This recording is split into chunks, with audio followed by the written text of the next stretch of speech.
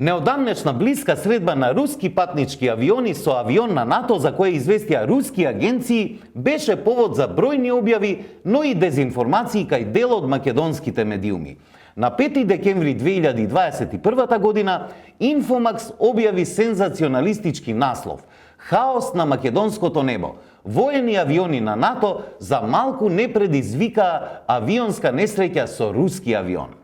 Насловот експлицитно тврди дека имало хаос над македонското небо, предизвикан од воени авиони на НАТО. Но текстот нема никаква информација за дејствување на воени авиони на НАТО на македонското небо.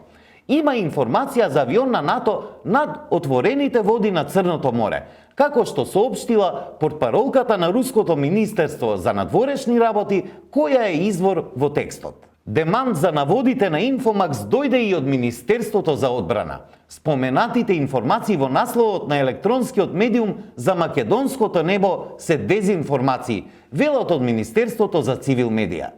Информацијата во текстот дека еден од цивилните авиони што летале над отворените води на Црното море патувал кон Скопје не е оправдување за дезинформацијата дека се случувал хаос над македонското небо, предизвикан од воени авиони на НАТО.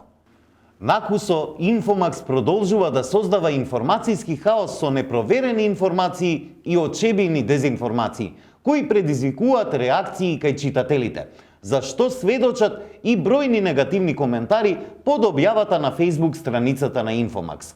Со вакви објави, освен губење на довербата и критики од публиката, ништо друго и не може да се очекува.